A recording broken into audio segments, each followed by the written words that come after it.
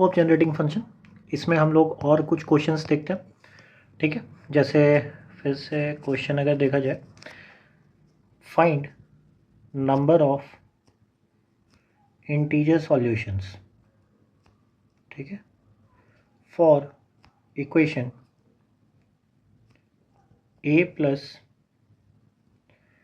B plus C plus D is equal to 30 subject to constraints. क्या constraint है? तो constraint है पहला कि a इवन है, b ऑड है, b इज ऑड, और c जो है वो 4 से बड़ा या बराबर है, और d 0 से 5 के बीच में है। d lies from 0 to 5. Now this is the constraint. How do we solve it? Now for the solution part, again we will use the concept of generating function. See how amazing a generating function can be. तो a के लिए हम क्या लिखते हैं? Model लिख रहे हैं ax। अब a तो हमेशा इवन है, ये दे रखा है, तो इवन किस फॉर्म का रहेगा? 0 to 4 कहाँ तक जाना है? तो 30 तक जा सकते हैं। Find number of integer solution a plus B plus C subject to constant a is even. हाँ, तो a इवन है, तो फिर c ग्रेटर देन, अच्छा a इवन है but a plus B plus C plus D is equal to 30 and तो a कैसा रहेगा? 0 to 4 ऐसा चलता रहे। तो इसके लिए भी हम कंस्टेंट कैसे चुनेंगे? ax, कोई भी इवन कंस्टेंट कैसे चुनेगा? x का पावर 0, x का पावर 2, x का पावर 4, और बाद में हम x का पावर 30 का वो कोएफिशिएंट्स निकाल लेंगे। लेकिन ऐसे अभी कहाँ तक जाने दें? इन्फिनिटी। क्यों? Generating function basically goes till infinity. बाद में कंस्टेंट जो है कि a plus B plus C plus D is equal to 30 है, वो तो कंस्टेंट अब बाद में लगा लेंगे कि a कहाँ से कहाँ तक जा सकता है। तो ये जनरेटिंग फंक्शन कितना हो जाएगा? Now this is again A GP, infinite GP. Now this will be 1 by 1 minus x square. ठीक है, next again for odd variables, so this will B b of x। b of x कहाँ तक जाएगा? 1 3 5, सो x to the power 1, x to the power 3 and till x to the power 5 and this goes on. So basically ये कितना हो जाएगा? x by 1 minus x square. ठीक है, next अच्छा, यहाँ पे जो 0 to बहुत लोगों को यहाँ पे कंफ्यूजन हो गया, इनफाइनाइट जीपी कैसे लगा रहे हैं? क्योंकि I am generating the function for x, even number 0 to 4 है। याद करो, जीपी में इन्फिनिटी वाला केसेस में होता है मॉड x लेस देन 1 होना चाहिए। तो उस केस के लिए डोंट वरी फॉर इट कि ये 0 to 4 है तो कैसे लग रहा है, क्योंकि मैं x पे लगा रहा हूँ। ठीक है, पावर्स वो इवन है, यहाँ पे पावर्स वो ऑड है। ठीक है, next for the third generating function this is x greater than equal to 4 होना चाहिए। तो ये कहाँ से शुरू होगा? x to the power 4, x to the power 5, और ये चलता रहे। तो basically this will be x to the power 4 by 1 minus x। क्यों? Infinite GP again. अच्छा, d वेरिएबल के लिए क्या कंडीशन था? तो d of x, d shall lie from 0 to 5, ये था। तो इसके लिए हम 0 से 5 चुन सकते हैं, मतलब x to the power 0, x to the power 1, और ये कहाँ तक चलेगा? x to the power 5। So basically this will be 1 minus x to the power 6 by 1 minus x, again with infinite GP. Next, अब जनरेटिंग फंक्शन बनाते हैं। तो generating function कैसे बनेगा बच्चों? तो ax, bx, cx and dx, चारों को मल्टीप्लाई करके। तो पहला वाला कितना था? 1 by 1 minus x square. Second वाला कितना है बच्चों? x by 1 minus x square. Third वाला कितना है? x to the power 4 by 1 minus x। Fourth वाला कितना है? 1 minus x to the power 6 by 1 minus x। Now this is there. अब क्या करना है? थोड़ा सिंप्लीफाई। ऊपर में कितना बच गया?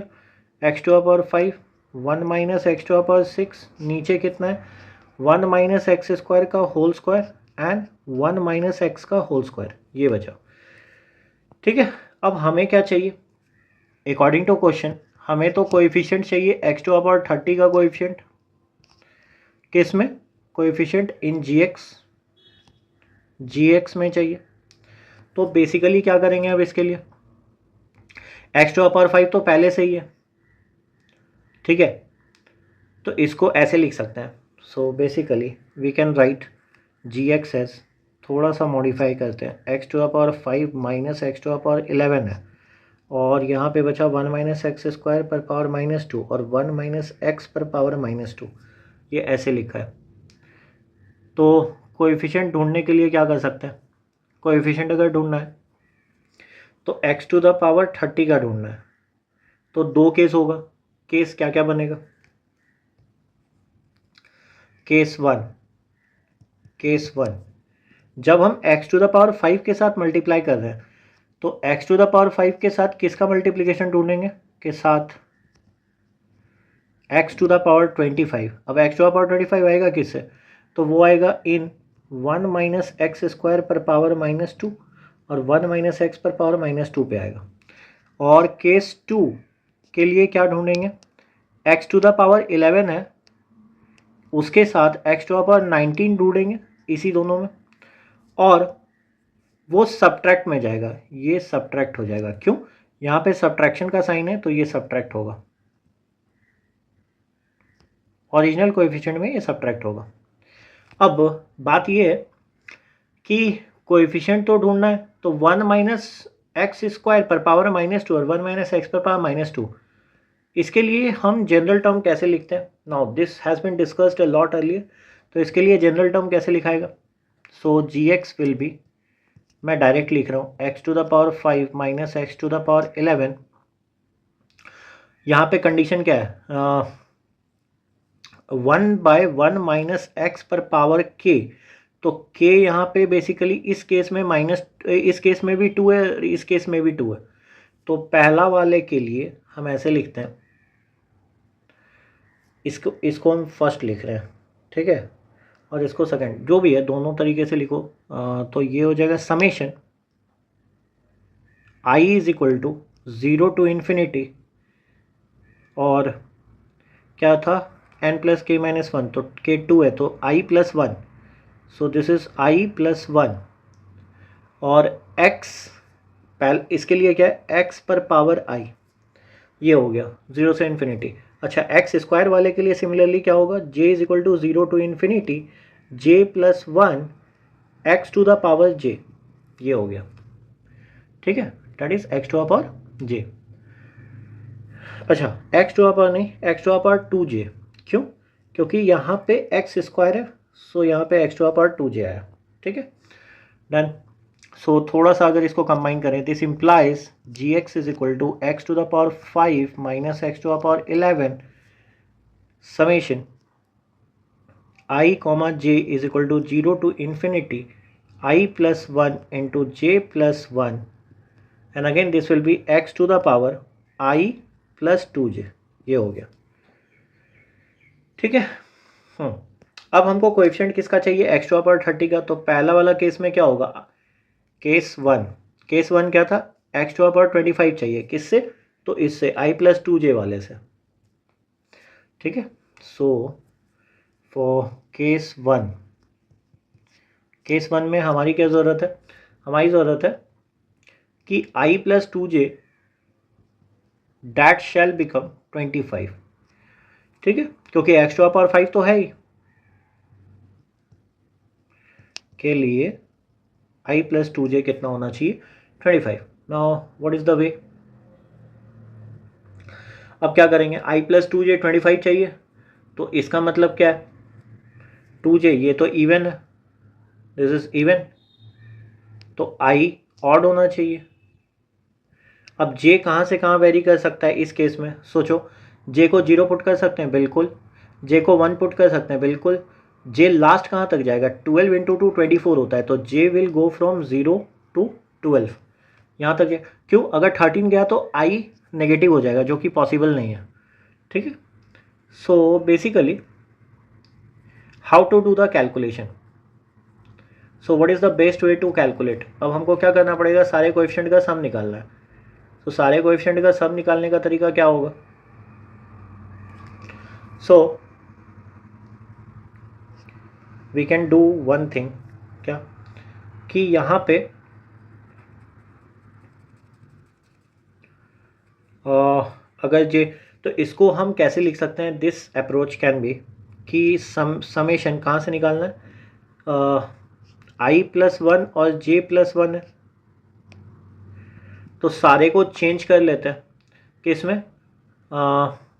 i को चेंज कर लेते हैं। i can be written as 25 minus 2j, तो ओवरऑल ये कितना हो जाएगा? That can be written as summation 26 minus 2j into j+1, and j varies from कहाँ से कहाँ? j varies from 0 to 12। तो एक तरीका तो ये हो गया 26 minus 2j into j+1, and so basically 2 बाहर आप निकाल लो, तो कितना हो गया? 2 summation j is equal to 0 to 12 13 minus j into j+1। Now this is one way कि हम सम ऑफ कोएफिशिएंट निकाल दें, सम ऑफ कोएफिशिएंट, तो ये हो गया। अब इसका कैलकुलेशन बच्चों कैसे करते हैं?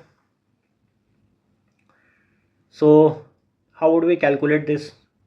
तो कैलकुलेशन करने के लिए क्या कर सकते हैं? 2 ये कर लो, और कितना बच रहा है अंदर?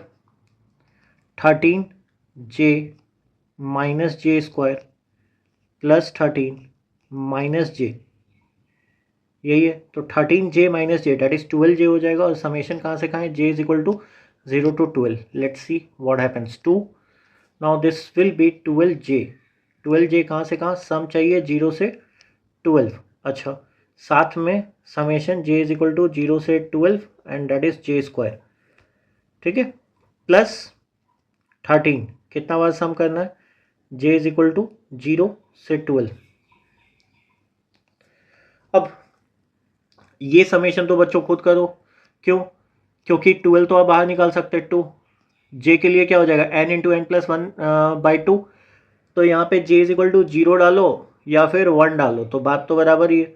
तो इसका मतलब टोटल मेरे पास टर्म्स कितने होंगे? क्योंकि जब j 0 रख रहे हैं तो इसके लिए तो ये 0 ही होगा, तो फिर टोटल टर्म्स कितने हो जाएंगे? n into N plus 1/2। तो मैं 1 से 12 तक ही गिनूँ, तो पहला वाले के लिए कितना हो जाएगा? 12 इंटू 13/2, फिर minus n into N plus 1 2n plus 1/6, तो n प्लस 1 तो 12 13 और 12 to 24 25 डिवाइड बाई 6, ये हो गया, ठीक है। प्लस अब यहाँ पे j इक्वल टू 0 से 12, तो 13 कितने टाइम्स आ रहा है? तो j इक्वल टू 0 में भी आ रहा है 13, और j इक्वल टू 12 में, टोटल कितने टाइम्स आ रहे हैं? 13 into 13। Now this is another calculation. आप ये देख लो, ये 2 से कट गया, ये 6 से कट गया, ठीक है। सो बेसिकली ये वैल्यू आप कर लो, ठीक है। और उसके बाद अगेन नेक्स्ट ये काम हो गया। उसके बाद हमको क्या करना है? मान लो ये केस 1 था, अब केस 2 की बात करें बच्चों। केस 2 में क्या था? कोएफिशिएंट हमें किसका निकालना था? पहला वाले केस के लिए x⁻25 चाहिए था, सेकेंड वाले के लिए क्या चाहिए होगा? i+2j 19 चाहिए होगा। तो ये भी हम क्या करेंगे? सेम केस करेंगे, i+2j इस बार 19 चाहिए। क्यों? यहाँ पे पहले से 11 लिखा है, तो x⁻11, और इसका कोएफिशिएंट हमें डिडक्ट करना है। तो i+2j अगर 19 लिख लें तो बेसिकली इसमें भी क्या केस हो जाएगा? समेशन कहाँ से कहाँ? डायरेक्ट हम j की बात कर रहे हैं, j कहाँ से कहाँ जा सकता है? ये तो इवन है, ये ऑड है, तो j जाएगा 0 से 9, और इधर कितना हो जाएगा? This will B i+1 into j+1। तो i के जगह पे क्या लिख रहे हैं? 19 माइनस 2j, तो डैट इज 20 माइनस 2j, और j+1। अगेन ये समेशन किया जा सकता है, 2 बाहर निकाल लो, j इज इक्वल टू 0 से 9, and this is 20 minus 2j और j+1।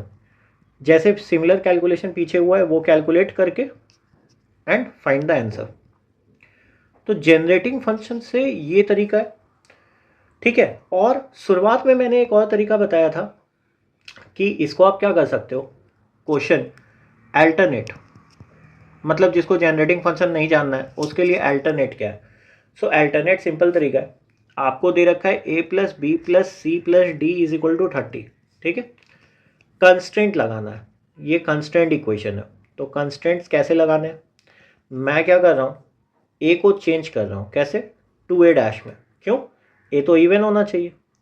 अच्छा, बी को भी चेंज कर रहा हूँ, कैसे चेंज कर रहा हूँ, 2b डैश प्लस 1, ये तो ऑड होना चाहिए, ठीक है। और सी को क्या कर रहा हूँ मैं, c डैश प्लस 4 लिख रहा हूँ, क्यों लिख रहा हूँ, क्योंकि c तो 4 से बड़ा होना चाहिए था, ठीक है। और डी को मैं ऐसे ही छोड़ दे रहा हूँ, क्योंकि डी के साथ तो कंस्टेंट ये है कि डी 0 से कहाँ तक था, डी 0 से 5 है, या D is from 0 to 5, so D lies from 0 to 5। अब अगर ये कांस्टेंट हो गया तो रिप्लेस दिस, ये कितना हो जाएगा, 2a dash, 2b dash, c dash plus D, इधर कितना आ गया, 4 और 1 5, तो इधर कट जाएगा 25। अब केस हम क्या कह सकते हैं कि a डैश, b डैश और c डैश तीनों 0 या 0 से बड़ा है। कंडीशन क्या है, डी के साथ 0 से 5 के बीच में। तो कंस्ट्रेंट क्या क्या पुट कर सकते हो, पहला कंस्ट्रेंट ये पुट कर सकते हो बच्चों, क्या, कि डी का एलिमेंट जो है वो एक बार 0, एक बार 2, 1 2 3 4 5 सारे लेके देख लेंगे। तो इसका मतलब क्या हो गया, सो पहला केस हो जाएगा कि डी को 0 ले लिए, जब डी को 0 लिए तो 2a प्लस 2b डैश, ये कितना हो गया, that is 2a dash plus b dash, और plus c is equal to कितना आया बच्चों, 25, ठीक है। अच्छा, c डैश, हाँ ये आया 25। तो अगर ये 25 है पहला केस, तो इसका मतलब ये पूरा कितना हो सकता है, ये 0 हो सकता है, फिर से वही बात, ये 1 हो सकता है, ये 12 तक हो सकता है, मतलब इसके 13 वैल्यूज़ होंगे, 13 वैल्यूज़, ठीक है। सो अगर इसके 13 वैल्यूज़ होंगे तो how do you find the sum. अच्छा, एक काम करते हैं ना, इस पूरे को ऐसे ही मान लेते हैं, ठीक है। सो बेसिकली मैं क्या बोल सकता हूँ, मैं ऐसा बोल सकता हूँ कि ये लिखा है फिर 2s plus C dash is equal to 25 minus D, पूरा ओवरऑल इक्वेशन जो लिखा है 2s plus C dash that is equal to 25 minus D, और डी को मैंने पहले क्या माना, 0, तो सम कितना होगा, ठीक है। s तो ये है a dash plus b dash, तो सम क्या हो जाएगा, s प्लस 1, ठीक है। तो 2s प्लस सी डैश कितना हुआ, 25, तो s के कितने वैल्यूज़ हुए, 13 वैल्यूज़, तो हम क्या करेंगे, समेशन निकालेंगे, किसका, s का, क्यों, क्योंकि हमको क्या चाहिए, d का वैल्यू तो हमको पता चल गया, हमको बेसिकली s के बारे में जानना है, ठीक है। सो पहला वाला क्या हो जाएगा, समेशन s प्लस 1, कहाँ से कहाँ, s 0 से लेके 12 तक, ठीक है। सो बेसिकली ये कितना हो गया, तो एक बार 0 पुट करो, एक बार 1 पुट करो, तो ये तो कितना आएगा, टोटल 13 वैल्यूज़, तो 13 इंटू 14/2 दैट इज इक्वल टू 91, ठीक है। इसी तरह फिर एक बार d को 1 पुट करो, तो d को जब 1 पुट करोगे तो फिर से क्या बनेगा equation, 2s plus C dash is equal to 24 बनेगा। अब इस केस में भी s कहाँ से कहाँ जा सकता है, 0 से 12 के बीच में जा सकता है, तो फिर से टोटल तरीका कितना हुआ, 0 से 12 s प्लस 1, और ये 91 हुआ। एंड सिमिलरली जब d को 2 लोगे तो इस केस में क्या होगा बच्चों, 2s प्लस सी डैश जो होगा वो 23 होगा। फिर s कहाँ से कहाँ जाएगा, s यहाँ पे 0 से 11 ही जा सकता है, 0 से 11, तो s के कितने वैल्यूज़ हुए, 12, तो s equal to 0 to 11 s plus 1, ये कितना हो गया, 12 into 13/2, n into n plus 1/2 कर रहा हूँ, so this will be 78। Similarly जब d को 3 ले रहे हैं तो 2s plus C dash is equal to कितना हो गया, डैट विल बी 22। सो फिर से यहाँ पे s कहाँ से कहाँ जाएगा, 0 से 11, तो फिर से सम कितना हो जाएगा, 78। फिर d इज इक्वल टू 4 लिया जाए तो 2s plus C dash is equal to 21। फिर s कहाँ से कहाँ गया, इस बार 0 से 10 जाएगा, 0 से 10 जाएगा तो 11 वैल्यू हुआ, तो 11 इंटू 12/2 ये हो जाएगा सम, कितना हो गया, 66। अच्छा, फिर d इज इक्वल टू 5 किया तो 2s plus C dash is equal to 20 हो गया। फिर s कहाँ से कहाँ जा सकता है, 0 से 10, तो फिर से s का कितना वैल्यू हुआ 11, तो समेशन कितना हो जाएगा s प्लस 1, तो 11 इंटू 12/2, सो दिस इज 66। और जब d 5 है तो हो गया लास्ट, d 0 से 5 तक था। ठीक है, तो कंस्ट्रेंट कैसे लगाते हैं ये समझ में आया। तो एक तरीका तो ये भी है। अच्छा, तुम कहोगे कि आसान कौन है, see the question was tough. तो आसान तो दोनों में से कोई भी नहीं है, आप चाहे जनरेटिंग फंक्शन लगाओ या फिर चाहे आप कंस्टेंट लगाओ, बट बात वही है कि आपको स्टेप्स देखने होंगे कि कहाँ पे गलत हो रहा है। अच्छा, इसमें कुछ बच्चों को ये दिख रहा होगा कि मैं s प्लस 1 क्यों लिखा हूँ, कि नंबर ऑफ वेज क्यों ऐसा हो रहा है कि s प्लस 1 आ रहा है। तुम एक बात सोचो, d का जितना भी वैल्यू लिया उसमें s क्या था मेरा, a dash plus b dash था, तो मैं दोनों का कंबाइंड वैल्यू देख लिया कि क्या क्या हो सकता है। तो एक तो जब 0 होगा तो उस केस में, और सी डैश का भी तो वैल्यू देखना है ना।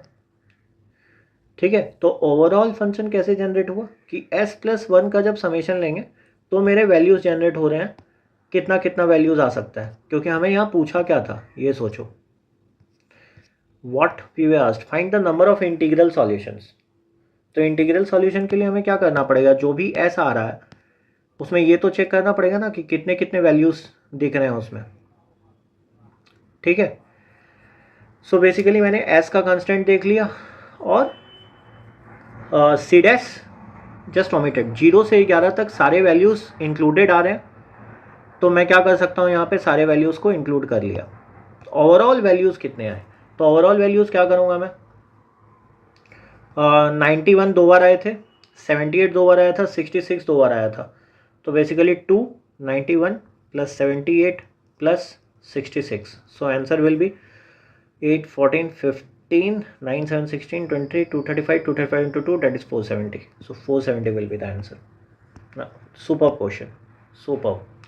Next, now for the next question, I want to tell you something. There is something known as permutation. अब परमुटेशन तो आपको पता है क्या होता है। मान लो मैं एक रीअरेंजमेंट, इसको क्या कहेंगे हम, अरेंजमेंट ऑफ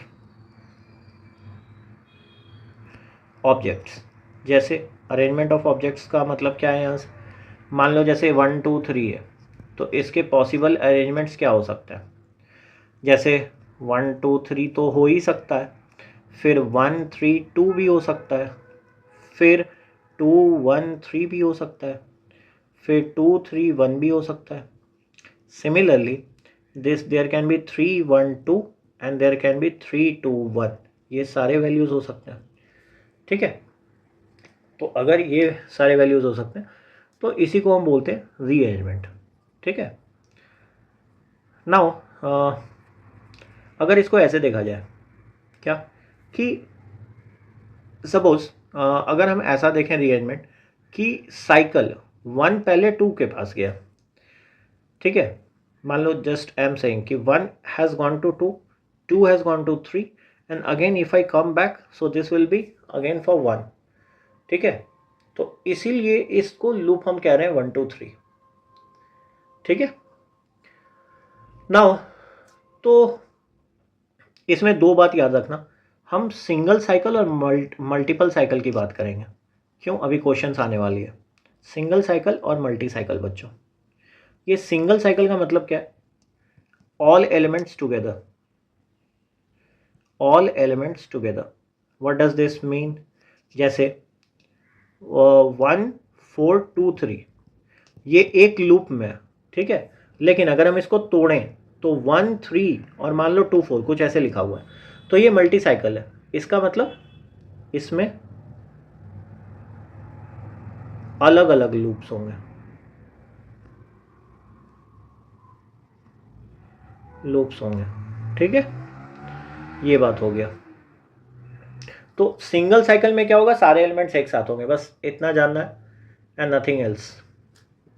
अब क्या आएगा, तो एक जनरेटिंग फंक्शन, किसके लिए जनरेटिंग फंक्शन, तो we will generate function for permutation group. ठीक है, तो व्हाट डज क्वेश्चन से कह रहा है क्वेश्चन कह रहा है let Cn be the number of permutation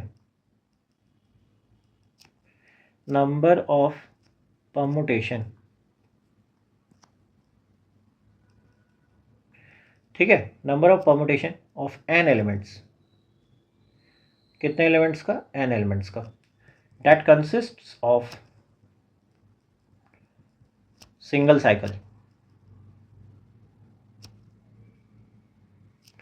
ठीक है, मतलब n साइकिल है, वही सारे एक साथ है एक लूप में।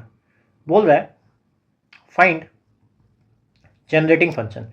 कैसा generating function, exponential generating function. अब फिर से यहाँ पे जनरेटिंग फंक्शन कैसे हम लोग जनरेट करेंगे, this is very important. Function g of x that is equal to n equal to 1 to infinity Cn x to power n by n factorial, ये जनरेट करना है।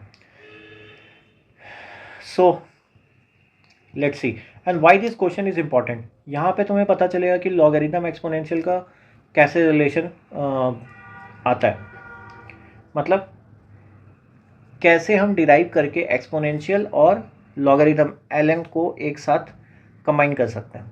नाउ सी हियर, सो अगर हम ऐसा बोलें तो Cn का फॉर्मूला क्या होगा, मतलब हम ये कह रहे हैं how many ways, question is how many ways we arrange I am sorry we arrange n elements. ठीक है, से n एलिमेंट्स क्या क्या है, 1 2 से लेके n into a single cycle, into a single cycle कैसे कैसे अरेंज कर सकते हैं। सो एक्चुअली साइकिल का मतलब है, सिंपल सी बात है, सर्कल की बात कर रहे हैं। तो 1 to n को कैसे अरेंज करा जा सकता है, तो सिंपल है, Cn का वैल्यू कितना हो जाएगा, n factorial by n। If you remember circular permutations में क्या होता है कि क्लॉकवाइज एंटी क्लॉकवाइज अगर इनडिस्टिंग्विशेबल है तो उस केस में n फैक्टोरियल बाय n होता है। ठीक है, so this is basically n minus 1 factorial, किसके लिए, n greater than equal to 1 के लिए।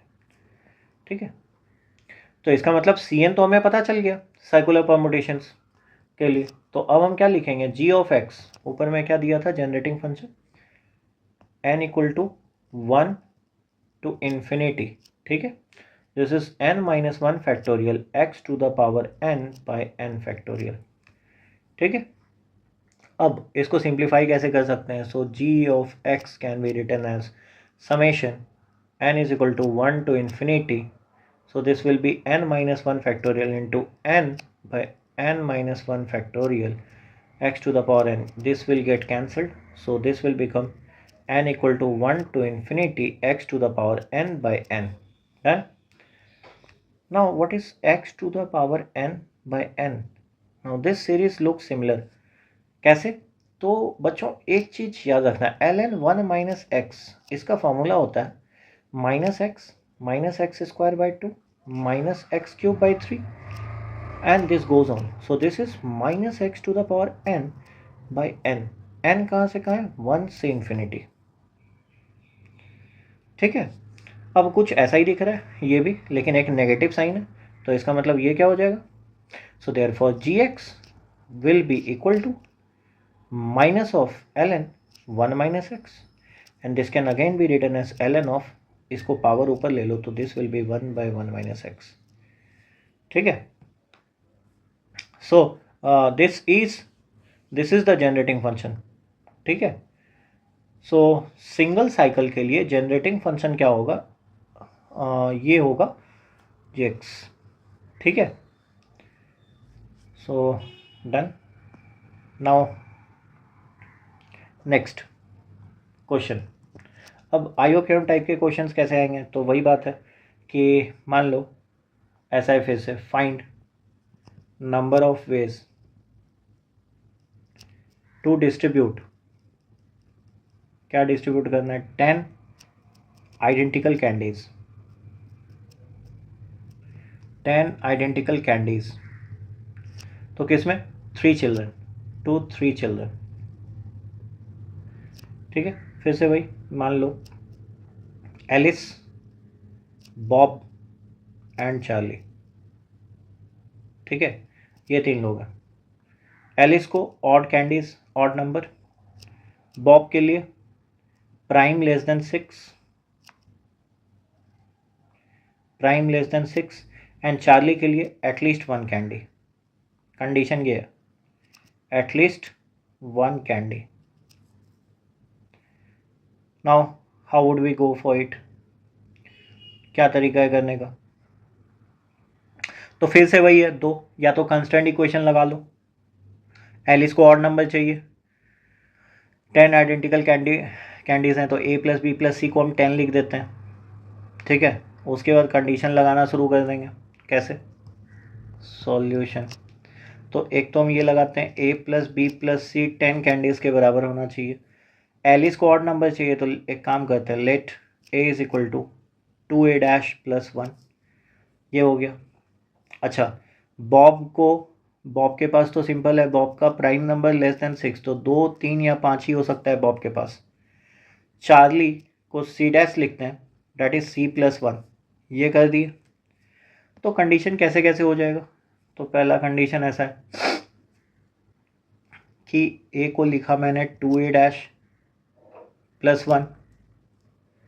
फिर अच्छा, पिछले क्वेश्चन में भी ये सोचो, हम लोगों ने यहाँ पे करा क्या था, हम लोगों ने इस कंस्टेंट को चेंज करा था, याद करो, ठीक है। तो यहाँ भी मैं क्या कर रहा हूँ, कंस्टेंट्स का वैल्यू चेंज कर रहा हूँ ताकि डायरेक्ट फार्मूला लगाया जा सके।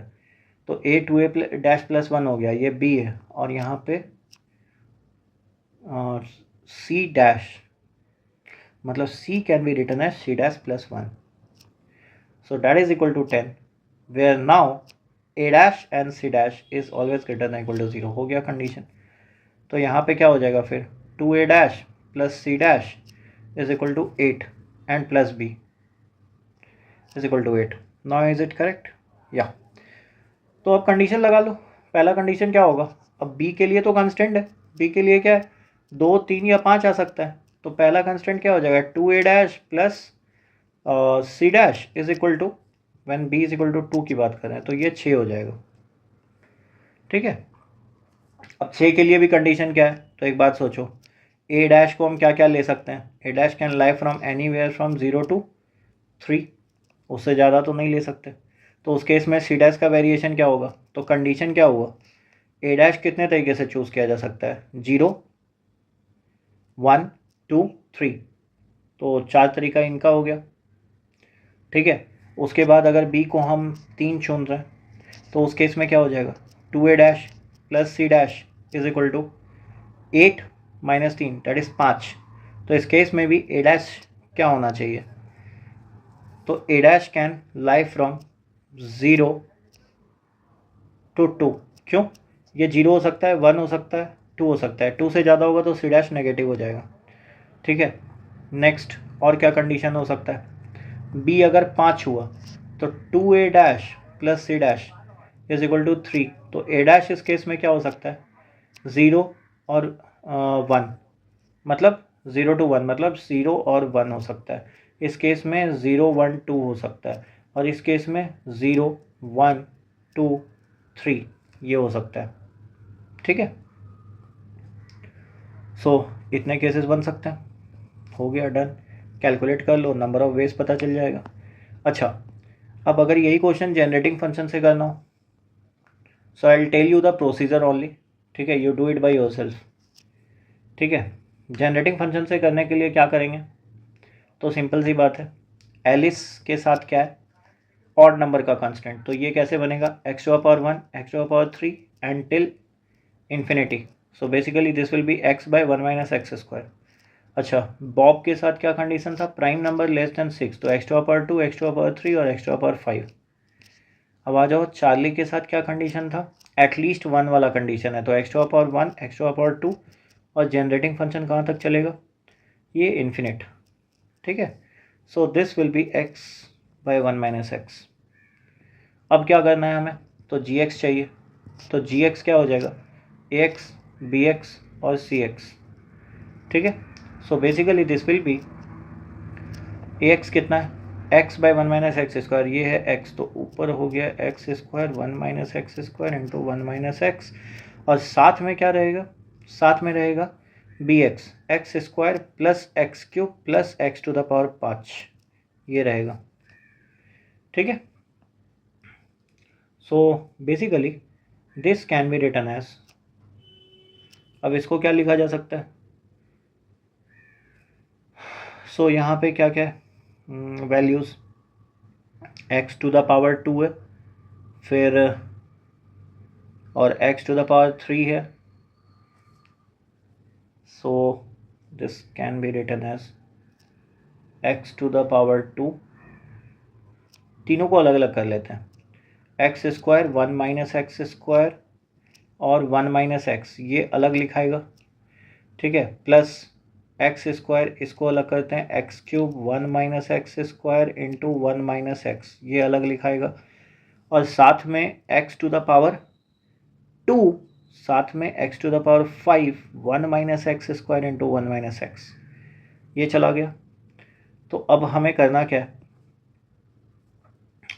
इन what way can we find the values, और एक काम और कर सकते हैं, instead of doing like this एक सिंपल सा काम करते हैं, एक्स क्यूब को बाहर रख लेते हैं और इसमें एक्स क्यूब को बाहर रखते हैं, एक्स स्क्वायर अंदर, एक्स टू द पावर 5 को बाहर, एक्स स्क्वायर अंदर। अब देखो ये तीनों तो सेम हो गया, तो बेटर है ना, कोएफिशिएंट किसका देखना था, एक्स टू द पावर 10 का, तो इसमें कोएफिशिएंट किसका देखेंगे, क्योंकि यहाँ पे स्क्वायर है तो एक्स टू द पावर 8 का, इसमें एक्स क्यूब है तो इसमें कोएफिशिएंट किसका देखेंगे, एक्स टू द पावर 7 का, और इसमें कोएफिशिएंट किसका देखेंगे, एक्स टू द पावर 5 का। ठीक है, so how do we see it, let's see, ये कॉमन क्यों किए इसका रीज़न समझो, बहुत आसान कर देंगे क्वेश्चन का जो प्रोसीजर होगा, फिर very easy. Y 1 minus x और minus x square plus x cube, नीचे तो यही बचेगा minus x square plus x cube. ठीक है, so basically this can be written as X square, how would this be proceeded, तो ये function को अगर ऊपर -1 ले जाए तो बेसिकली ये बचेगा क्या, 1 प्लस एक्स, फिर से एक बार प्लस एक्स स्क्वायर और एक्स स्क्वायर, दो बार 2x स्क्वायर, फिर 2x क्यूब अगेन, फिर से 3x टू द पावर 4, फिर 3x to the power 5 and this will go on. तो अब हमें क्या चाहिए, coefficient of x to the power n, तो 8 के लिए कितना हो जाएगा बच्चों, तो 3, और ये कहाँ तक चल रहा है, 3x टू द पावर 5 चला ना, फिर चलेगा 4x टू द पावर 6 और 4x टू द पावर 7 और 5x टू द पावर 8, ऐसा चलेगा। तो आ ही गए, कैसे, देखो x टू द पावर 8 है, तो x टू द पावर 8 का कोएफिशिएंट यहाँ क्या दिख रहा है, 5 हो गया, फिर x टू द पावर 7 का coefficient, x to the power 7 का कोएफिशिएंट क्या दिख रहा है, 4, फिर x टू द पावर 5 का कोएफिशिएंट क्या दिख रहा है, 3, सो टोटल वैल्यूज़ कितने हो गए, 5, 4 और 3, सो 12। तो पता है 12 ways are there to distribute the candies, 12 ways to distribute the candies. ठीक है, so this is again the importance of generating function. Similarly यहाँ पे भी ये जो तरीका है, this is also good, but what am I teaching now is generating function, so that's why I am solving complete questions with generating functions only. ठीक है, now अब नेक्स्ट क्वेश्चन अगर देखो तो again this will be very tough. ठीक है, let's see the question क्या कह रहा है, मान लो एक सीक्रेट कोड है, अ सीक्रेट कोड, ठीक है, consist of 6 digit sequence, 6 digit sequence है, ठीक है, और यूजिंग डिजिट्स, क्या डिजिट यूज़ कर रहे हैं, तो यूजिंग डिजिट्स 1 2 3 4, ठीक है। सीक्वेंस वैलिड कब कहलाता है, a sequence is valid if, ये देखना थोड़ा ध्यान से, if number of ones is even, ठीक है, number of twos is multiple of 3, ठीक है, and no restriction on threes and fours. ठीक है, how many such valid 6 sequence digit exist? 6 digit sequence exist. Now how would you proceed? अब ये question कैसे proceed करोगे? अब ऐसा क्वेश्चन बच्चों आपने देखा भी नहीं होगा, तो प्रोसीड करना थोड़ा मुश्किल है. आप स्ट्रैटेजी सीखो, फिर इट कैन बी डन. मुझे क्या चाहिए ये सोचो. मुझे ऐसा 6 डिजिट सीक्वेंस चाहिए जो कि वैलिड तब होगा जब जो वंस होंगे वो इवन होने चाहिए, टूज जो होंगे वो मल्टीपल ऑफ 3 होने चाहिए. ठीक है, और 3 और 4 पे कोई रिस्ट्रिक्शन नहीं है. ठीक है, सो तब बताना है कि कितने ऐसे सीक्वेंस एग्जिस्ट कर सकते हैं. ठीक है, now how would we proceed this? तो इसके लिए एक्चुअली दिस क्वेश्चन ये है क्या, ये बेसिकली इससे बिलोंग करता है एक्सपोनेंशियल जनरेटिंग फंक्शन से. ठीक है, एक्सपोनेंशियल जनरेटिंग फंक्शन. हाँ, यहाँ पे डायरेक्ट हम वो नहीं लिख सकते कि नंबर ऑफ वंस अगर इवन है तो I will go for x to the power 0, x to the power 2, x to the power 4. वैसा नहीं है. ठीक है, यहाँ पे फैक्टोरियल्स चलेगा. और मल्टीपल ऑफ 3 के लिए भी again I have to do the factorial and this will be exponential. मैं हिंट दे रहा हूँ, जस्ट ट्राई दिस क्वेश्चन. ठीक है, this will be one of a good question and let me say if you can solve it और not. अगर नहीं solve कर पाओगे so I will explain it. इसके आंसर हैं 646 और I will give you the hint. Hint क्या है, आप जो डिजिट 1 के लिए चुनोगे वो G1 एस एक्सपोनेंशियल फंक्शन जब चुनोगे तो वो इस फॉर्म का होगा x to the power 0 by 0 factorial and x to the power 2 by 2 factorial, x to the power 4 by 4 factorial. I will also explain क्यों ऐसा करना पड़ेगा. ठीक है, तो ये क्या है, ये basically if you remember E to the power X का एक्सपेंशन क्या होता है, 1 plus X square by 2 factorial and चलता रहे. E to the power minus X का क्या होता है, 1 minus X plus X square by 2 factor और ये चलता रहे. सो बेसिकली ये जो लिखा गया है, क्या ये लग नहीं रहा, ऐसा लिखा है E to the power X plus E to the power minus X divide by 2. So this is E to the power X plus E to the power minus X divide by 2. ठीक है, अब digit 2 के लिए क्या बोला गया है, multiple of 3. तो बेसिकली वो क्या होगा, 0, 3, 6 एंड ऑल. तो ये कैसे चलेगा, x to the power 0 by 0 factorial, x to the power cube by 3 factorial और ये चलता रहे. अब जब गैप 3 का आ जाता है बच्चों तो यहाँ पे शुरू होता है कॉम्प्लेक्स नंबर.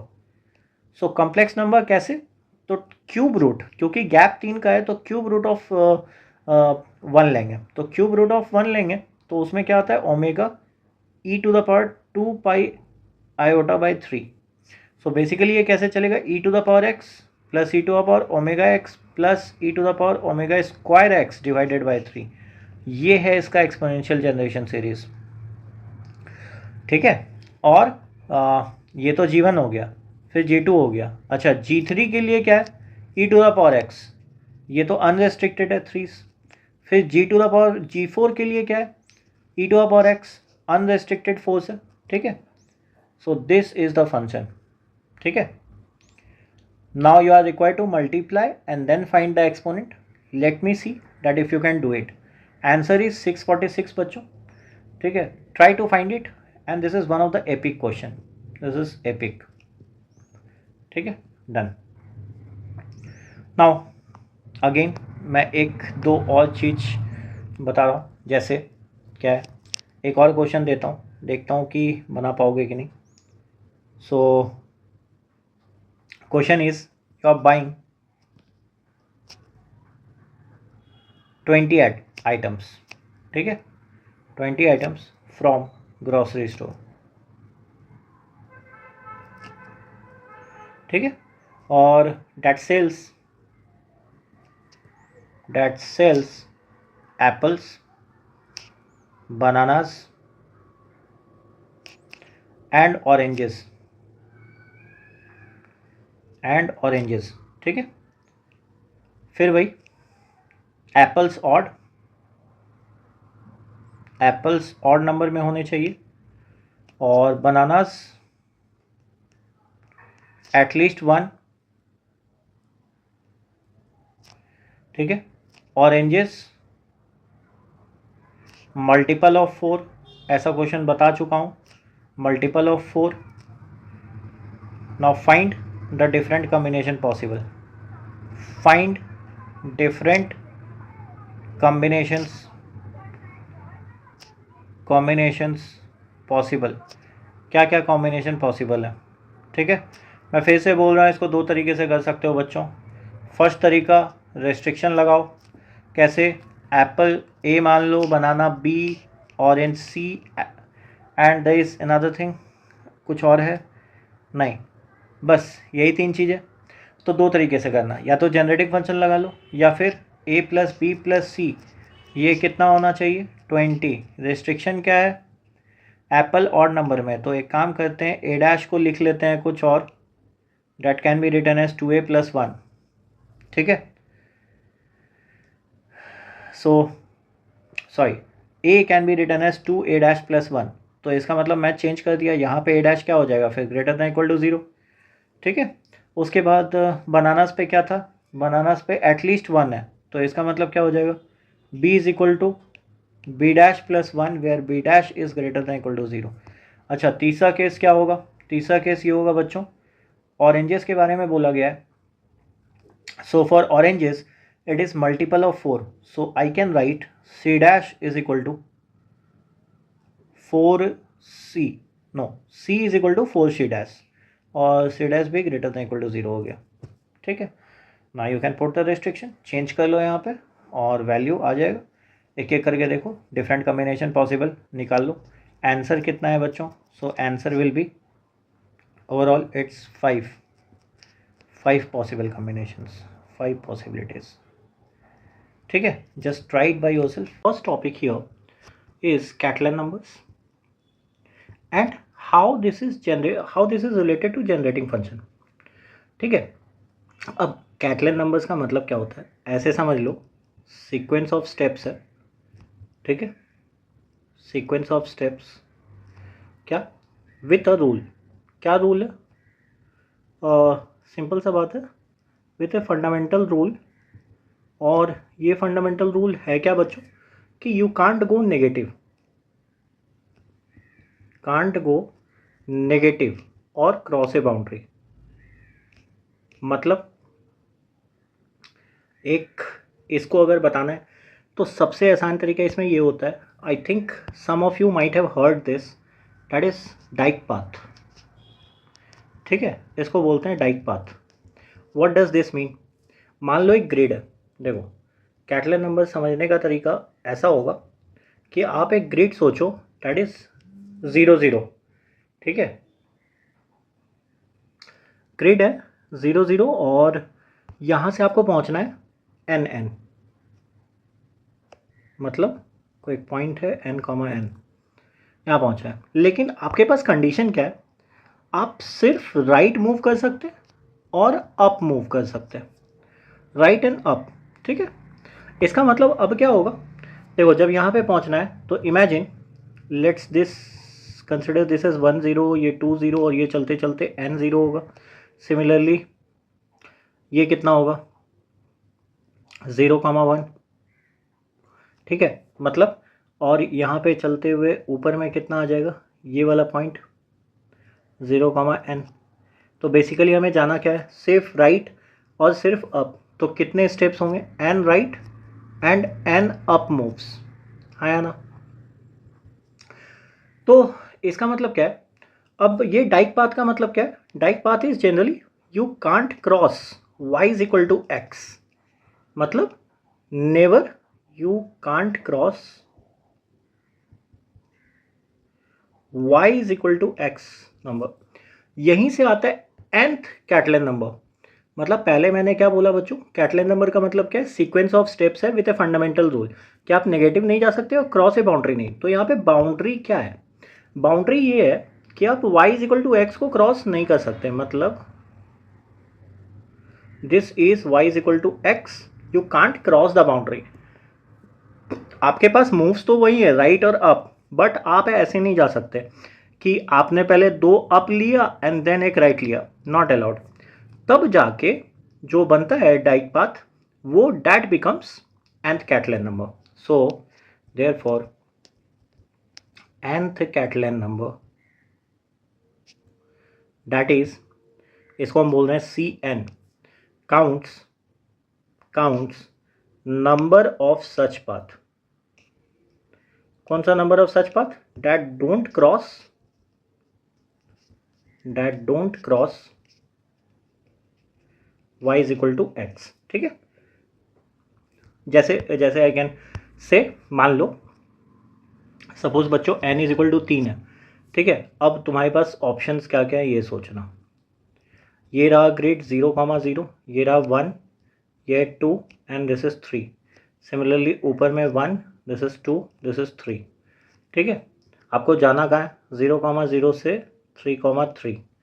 शर्त क्या है बच्चों कि y is equal to x को आप क्रॉस नहीं कर सकते। This is y is equal to x, इसको क्रॉस नहीं कर सकते।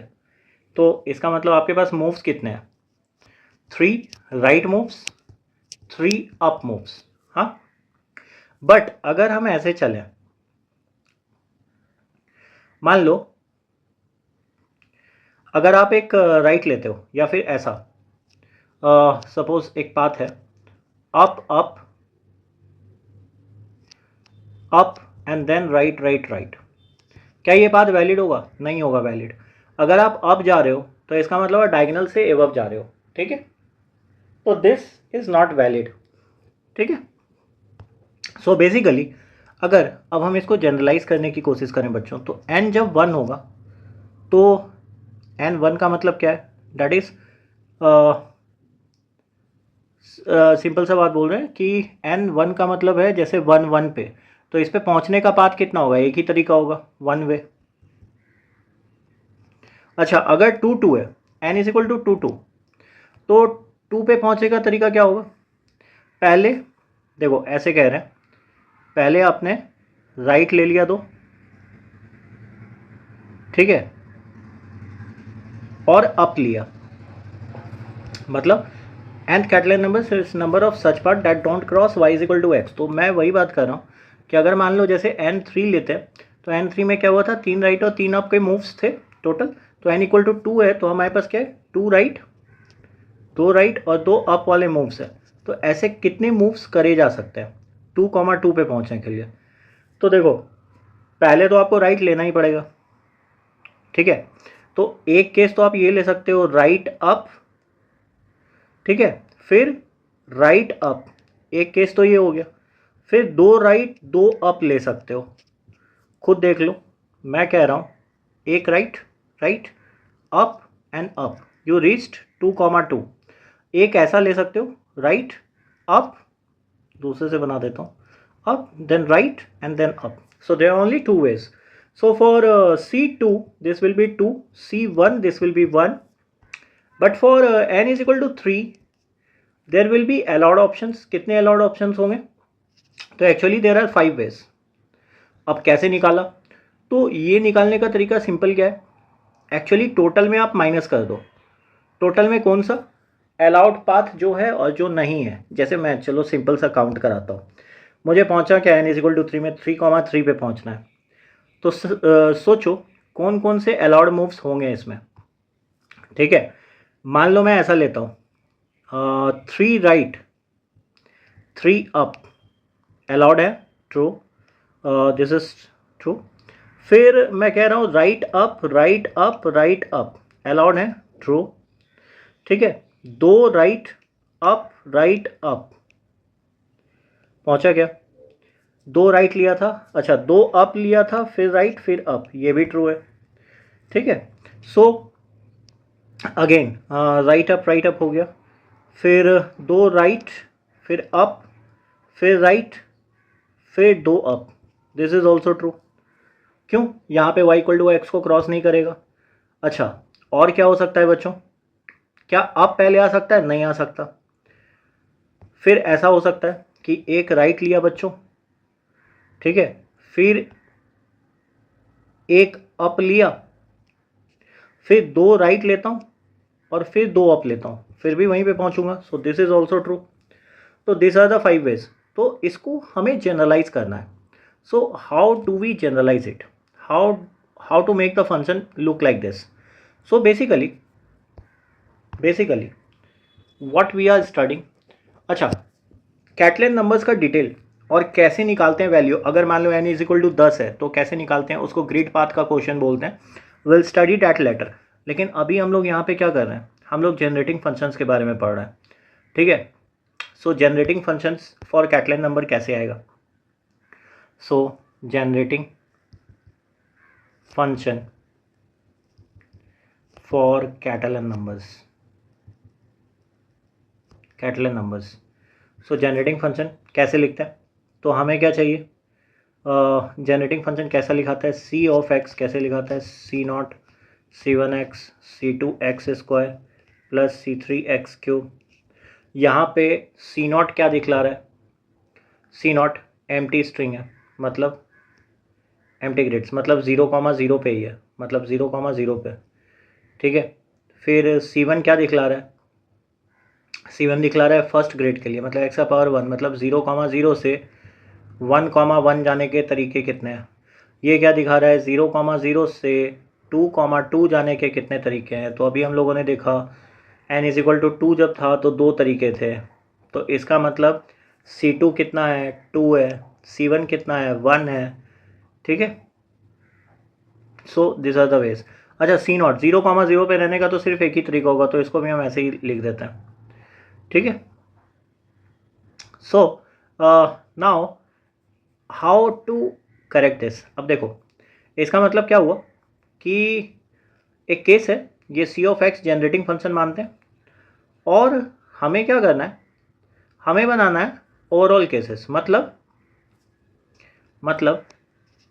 कोई कैटलाइन स्ट्रिंग है, उसको मैंने किससे डिनोट करा, उसको डिनोट करा सी ऑफ एक्स से. ठीक है. लेकिन इसमें एक प्रॉब्लम क्या हो सकता है, आइदर 0,0 वाला भी केस हो सकता है जो कि C0 इक्वल टू 1 को कॉरस्पॉन्ड कर रहा है, और it has form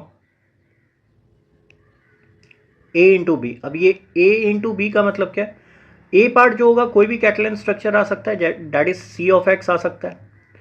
second part भी कोई भी कैटलाइन स्ट्रक्चर आ सकता है, that is C of X. ठीक है. So what does this mean, it means अगर आप ए चूज कर रहे हो या बी चूज कर रहे हो, मतलब कोई भी कैटलाइन में, तो आप मल्टीप्लाई कर रहे हो. ठीक है. If you are trying to multiply, so कैटलाइन स्ट्रक्चर क्या हो जाएगा, मतलब या तो हम कह सकते हैं कैटलाइन स्ट्रक्चर बच्चों, या तो वो एम्प्टी होगा, एम्प्टी मतलब C0 इक्वल टू 1 वाला केस, या फिर फॉर्म A B इस फॉर्म का होगा. ठीक है. अब ऐसे जनरेटिंग फंक्शन में या तो A या A और B वाले केस में हम क्या करते हैं, ऐड लगाते हैं जनरेटिंग फंक्शन में. ठीक है. याद करो ये शुरुआत में पढ़ाया था ऑपरेशन ऑन जनरेटिंग फंक्शंस में. तो इसका मतलब क्या होगा, सी ऑफ एक्स को जनरली हम जनरलाइज कैसे कर देंगे. So we can say that 1, ये किसके लिए, एम्प्टी केस प्लस, अच्छा आगे कितना था, C1x C2x स्क्वायर, मतलब जो यहाँ पे लिखा है सी ऑफ एक्स वही उसका स्क्वायर यहाँ पे लिखा है. ठीक है. तो that will be C x square, और क्या कर रहे हैं, इसको एक x मल्टीप्लाई कर दे रहे हैं. ये किसके लिए, for all A B cases. यहाँ पे ये मतलब समझो बच्चों क्या हो रहा है कि ये ए इंटू बी केसेस में क्या कर रहा हूँ, सारे वैल्यूज़ को इंक्लूड करने के लिए. मतलब एक कैटलाइन स्ट्रक्चर ऐसा हो सकता है कि सेट एम्प्टी हो, मतलब 0,0 वाला, तो उस केस में 1 होगा. ठीक है. और बाकी के लिए क्या हो सकता है, ए बी का फॉर्म, मतलब जनरलाइज फॉर्म कैसे इसको हम लिख रहे हैं सी ऑफ एक्स को, तो हम लिख रहे हैं सी एक्स का स्क्वायर इंटू एक्स. ठीक है. सो नेक्स्ट अगर ये हो गया तो बेसिकली अब क्या हो गया, तो सी ऑफ एक्स इस फॉर्म का आया, तो हम यहाँ पे क्या कर सकते हैं, X into C of X, अच्छा ये ऐसे लिख लो, ये होल स्क्वायर है, ठीक है, this whole square, so X into C X का whole square minus C of X plus 1 is equal to 0। तो यहाँ से क्या करेंगे, we can use quadratic formula, quadratic formula में क्या हो जाएगा, तो सी ऑफ एक्स का वैल्यू कितना आएगा बच्चों, माइनस बी, तो यहाँ पे 1 माइनस बी मतलब 1 plus minus B square that is 1 का स्क्वायर माइनस 4ac, तो a यहाँ पे क्या है x, तो 4x divided by 2a, a कितना है x, so this are the values. तो अब इसमें से प्लस वाला साइन लें या माइनस वाला साइन लें, अगर माइनस वाला लेंगे तो सेटिस्फाई करना चाहिए ओरिजिनल इक्वेशन को, तो एक काम करते हैं, लिमिट x टेंड्स टू 0 डालते हैं, किसके लिए, 1 plus 1 minus 4x divided by 2x के लिए, तो यहाँ पे x टेंड्स टू 0 है, तो ऊपर में कितना बच गया 2 और नीचे कितना हो गया 0, तो ये तो इन्फिनिटी चल जाएगा, दिस अप्रोचेस टू इन्फिनिटी, लेकिन ये तो गलत है, क्यों, क्योंकि जब 0 टेंड करेगा ये तो 1 आना चाहिए, ठीक है। सो इसका मतलब क्या है, सेकेंड वाला चेक करते हैं, limit x tends to 0 1 minus root under 1 minus 4x divided by 2x, जब 0 पुट कर रहे हैं तो ये किस फॉर्म का आ रहा है, 0/0, 0/0 आ रहा है, तो इसमें लॉपिटल रूल लगा सकते हैं बच्चों। अब लॉपिटल रूल जिनको नहीं पता है वो ये पार्ट ओमिट कर सकते हैं, ठीक है, जिनको पता है वो समझो, ऊपर का डिफ्रेंसिएशन करते हैं 0 माइनस इसका डिफ्रेंसिएशन कितना होगा बच्चों, 1/2 1 माइनस 4x, और साथ में अंदर वाले का डिफ्रेंसिएशन -4, तो ये +4 हो गया, और नीचे कितना हो गया 2, तो 4 4 कट गया 0, तो आंसर हो गया 1, लिमिट x टेंड्स टू 0। मतलब लॉपिटल रूल में क्या होता है, अगर 0/0 फॉर्म आएगा तो हम उसको डिफ्रेंशिएट करके फिर से लगा सकते हैं लिमिट उस पर, तो इससे क्या होता है, फाइनाइट फॉर्म आ गया। अब देखो C naught that was equal to 1, तो ये तो ट्रू है, तो इसका मतलब क्या हुआ, कैटलाइन स्ट्रक्चर जो होता है सी ऑफ एक्स, उसको हम कैसे दिखा सकते हैं इनफाइनाइट जेनरेटिंग फंक्शन के फॉर्म में, 1 minus 4x divided by 2x, so this is the generating function।